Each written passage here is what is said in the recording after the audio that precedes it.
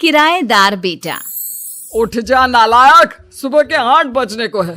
तुझे एग्जाम नहीं देना क्या? थोड़ी देर और सोने दीजिए ना पापा। तू उठता या फिर मैं तेरे ऊपर पानी फेंकूं? रोज गधों की तरह सोता रहता है, पेपर की कोई टेंशन ही नहीं है। और एक हमारा समय था जब हम पेपर में फेल होने के डर से रात भर पढ़ा करते थे, सो ही नहीं पाते थे। तो क्या अब आप उसका बदला मुझसे लेंगे? मैं 15 मिनट बाद उठ जाऊंगा, आप प्लीज जाइए, मुझे डिस्टर्ब मत कीजिए।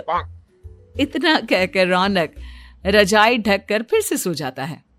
तू ऐसा नहीं मानेगा, रुक मैं अभी पानी लेकर आता हूं। बस फिर क्या था, इतना कहकर वो भागते हुए बाथरूम में जाते हैं और पानी की एक बड़ी सी बाल्टी लाकर रौनक के ऊपर फेंक देते हैं। पानी पड़ते ही रौनक झट से उठ जाता है। ये आपने क्या किया पापा? अब तो उठेगा नहीं तो यही करना पड़ेगा ना। वैसे थैंक्स डैड, आपके कारण ना अब मुझे नहाने की भी जरूरत नहीं पड़ेगी। चलिए अब आप माँ से बोलकर मेरे कपड़े निकलवा दीजिए, तब तक मैं ब्रश कर लेता हूँ। वैसे कल ना आप एक काम और करना, नहलाने के साथ साथ मुझे ब्रश भी करवा देना। ये ब्रश करने में ना मुझे बहुत आलस आता है। रौनक की बातों से अरविंद का मुंह खुला का खुला रह जाता है। वो अपनी पत्नी कमला के पास जाता है और रौनक की हरकतों के बारे में बताता है, जिसे सुन उसकी पत्नी हंसने लगती है। तुम अपने बेटे को समझाने के बजाय हंस रही हो।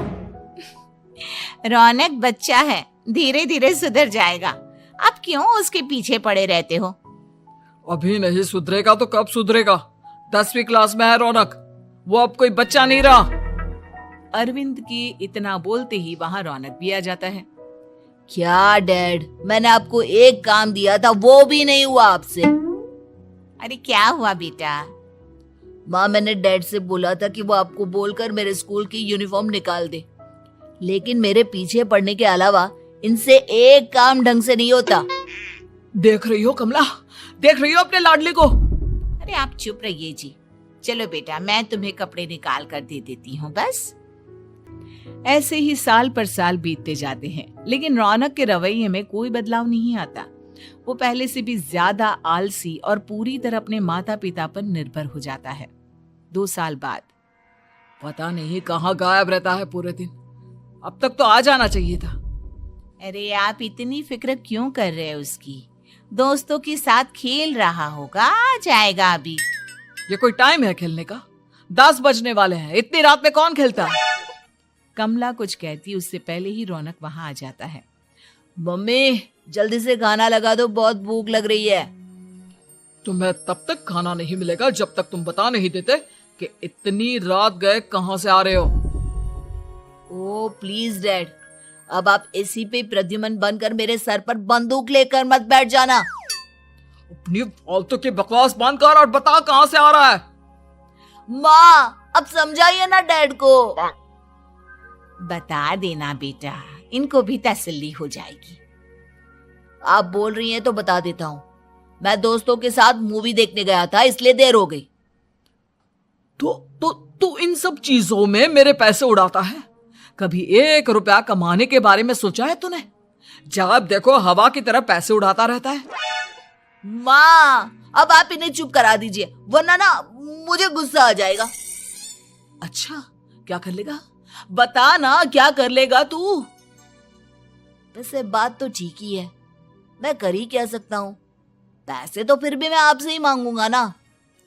चलिए अब ये सब बात छोड़िए और मम्मी मेरे लिए खाना लगा दीजिए। अभी लगा देती हूँ बेटा। मैं बता रहा हूँ कमला, एक दिन ये ऐसे ही बिगड़ जाएगा। ओफो, आप क्यों इतना पीछे पड़े रहते हो मेरे बच्चे के? बात की बाद में देखेंगे, अभी आप शांति से उसे खाना खाने देंगे। अगले दिन डैडी मुझे 10,000 रुपए चाहिए। हाँ? अब इतने पैसे क्यों चाहिए तुझे? डैड आप बिना सवाल किए कभी पैसे नहीं दे सकते क्या? जब तक तू बताएगा नहीं तुझे पैसे भी नहीं मिलेंगे। अरे अब आप अपने बेटे को पैसे भी नहीं दे सकते? नालायक, तेरी उम्र के लोग नौकरी करते हैं और एक तू है जो नौकरी करने का नाम ही नहीं लेता कभी। आप लोगों के होते हुए भला मैं नौकरी क्यों करूं? अरे हम कब तक पैसे देंगे तुझे? तुझे भी तो अपने पैरों पर खड़ा होना होगा ना। कौन सा उधार के पैरों पर खड़ा हूं? अपने ही तो पैरों पर खड़ा हूं मैं। इसी तरह रौनक दिन प्रतिदिन लापरवाह होता जाता है। उसकी लापरवाही को देखते हुए अरविंद और कमला अपने बेटे की शादी कराने का फैसला लेते हैं और 1 महीने के अंदर अंदर ही रौनक की शादी मेघा नाम की लड़की से करा देते हैं। शादी के कुछ दिन बाद, रौनक, मुझे एक अच्छी सी साड़ी चाहिए, आप ला दोगी ना? हाँ, क्यों नहीं। कितने तक की आती है साड़ी? यही करीब 5,000 तक की। तुम चिंता मत करो, मैं आज ही डैडी से पैसे मांगकर तुम्हारे लिए साड़ी ले आऊंगा। आप कब तक ऐसे ही अपने पापा से पैसे मांगते रहेंगी? कोई अच्छी सी नौकरी क्यों नहीं कर लेते आप? अरे डैड के होते हुए मुझे नौकरी करने की जरूरत ही क्या है? पर आप ऐसे कब तक उनसे पैसे मांगते रहेंगे? कुछ आपको अपने दम पर भी तो करना होगा ना। अब तुम भी बाकी लोगों की तरह मुझे ज्ञान देना शुरू मत कर देना। साड़ी चाहिए ना तुम्हें, मिल जाएगी बस। इतना कहकर रौनक अपने पिता से पैसे मांगने चला जाता है। डैडी, मुझे 5,000 रुपया चाहिए। अब 5,000 क्यों चाहिए तुझे? वो मेघा को साड़ी चाहिए थी। अरविंद आगे बिना कुछ कहे चुपचाप उसे पैसे निकाल कर दे देता है।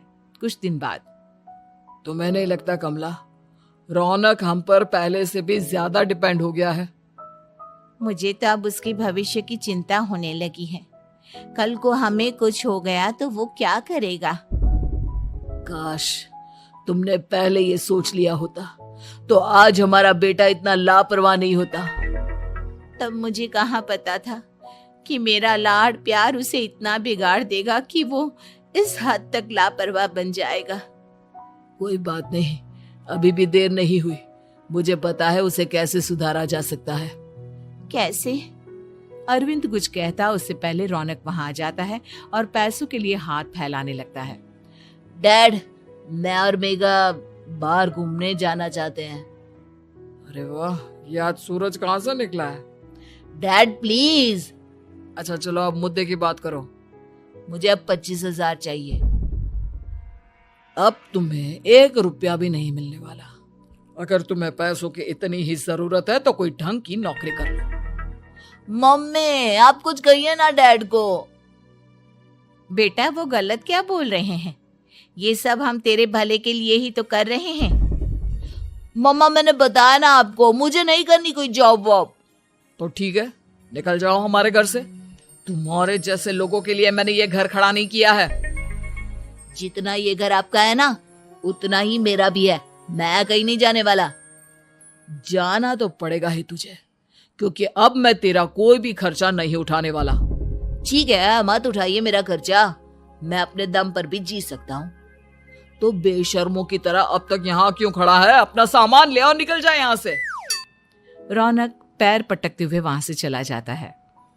घर से निकालना जरूरी है क्या उसे? बिना पैसों के कौन रखेगा उसे किराए पर? अगर उसका भविष्य सुधारना है तो हमें अपने दिल पर पत्थर रखकर ये कदम उठाना ही होगा।